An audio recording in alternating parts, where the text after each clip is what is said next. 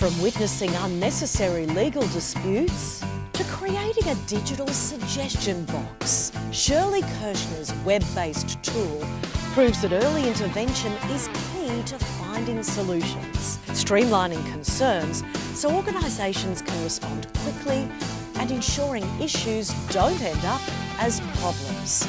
So, is she a game changer? Let's find out. I'm Tracey Spicer.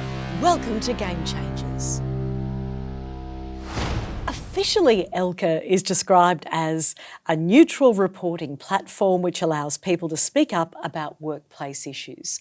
But you describe Elker as a digital version of the old-fashioned suggestion box with a difference. How so? I use that because I think, when you're talking to people of multi-generations, it's good to use something they understand. And the difference is you put something in a suggestion box, you don't know where it's gone, you don't know who's read it, you don't know what happens. So Elker allows you to put something in the suggestion box with two-way chat, stay anonymous and follow your journey.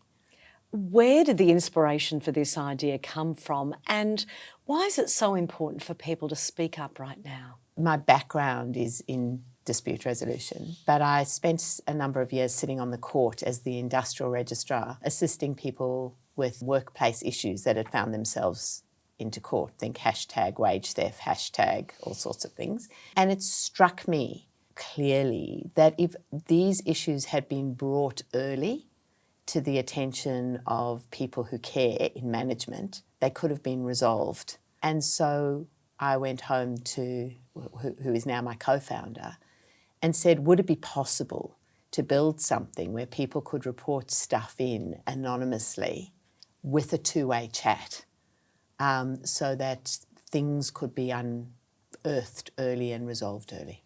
It's so clever because you're nipping problems in the bud, and that makes Elker more than a piece of software. It's really a new business process, isn't it? Yeah, look, I think it is also more than just that, because if you think about I'm an organisation or a leader who cares and I want to put in something like Elker, you're thinking about a whole lot of business processes, like who are going to be people report to, who's going to provide the support, what data analytics do I want to collect in my business, de-identified, of course, in order to pick up trends and resolve things early.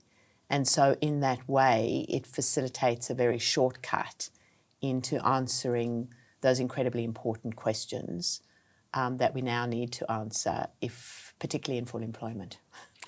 What is the difference between a reporter on Elker and the person who we've known historically as a whistleblower? If you think about things as a continuum, I've got something I want to say that's not that serious versus whistleblowing, which is something's happening that goes to the core of the organisation's safety, right? Elker is designed to get things much earlier in the continuum. You would never go into a whistleblowing platform and go, my manager's taking us all to the local pub for our get-together and allocation of roles and I don't feel safe there. You would not put that in a whistleblowing platform. But unless you put that in early, you might then be a person who starts feeling marginalised, put upon, and not someone who's given opportunities. And that comes in early with Elker, with a orange light, not a red one. It's wonderful that people can remain anonymous because there seems to be something about the Australian culture where we don't want to be a dobber, we don't want to speak up. Why is that? Look, I think there's a number of reasons. One is certain things are embarrassing, particularly for minorities. Also, you don't really want to give your name until you know how it's going to be handled because you don't want to make a fuss. Retribution has been very common when what you're bringing up is an outsider. You don't want to be seen to be a whinger. So just off the top of my head, I've given you 5 or 6 reasons that are good reasons why people might not want to speak up. But with anonymity, you can also just ask the questions and make sure you are safe and understand your journey before you give out your name. There's a wide range of experts involved in Elker, a very diverse range. How does that play into resolution processes? Both for our business processes within the Elker platform, making sure the reporter has a good journey and also making sure that customer is collecting good data, you need a range of experts. In terms of resolution, I'm a great believer that the service you get is a reflection of the people giving the service. So Elker's basically a product that assists with inclusion. To assist with inclusion, you have to model inclusion. And that's what our diversity is about. Makes perfect sense. And artificial intelligence plays a big part in Elker as well? So the artificial intelligence I'm going to unpack because that means different things to different people. So it's about knowing how different things route and being able to say, so for example, a very standard form, you get 32 choices, and then the next form, you get another 32 choices. If you're feeling trauma, that's the worst thing you can have. So what this does is, depending on your first choice, your next questions will be curated so that your user experience is quick, seamless, and not clunky. And it takes some of the trauma out of reporting. A lot of the time we've spent, and a lot of the people that you talk about as diverse, is really thinking about and getting feedback from a reporter perspective. What are the kind of things that we need to have in place for it to be trauma-informed? And that means control for the reporter. That means control, that means transparency, and that means just being able to really have your journey, your way, in your time frame. And that's a lot of what we've tried to do in developing the reporter journey. As a startup from 2022, how did you fund Elker?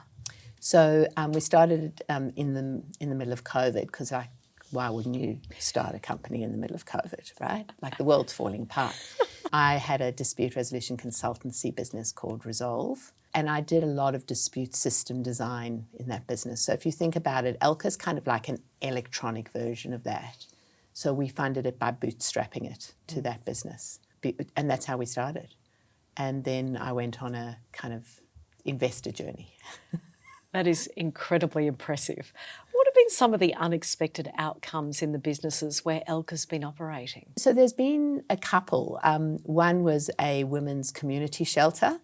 I put that in as a Christmas present. We didn't quite know what a women's community shelter would do with it. That was a really unexpected outcome, because what we found is that 2 a.m. seems to be a witching hour.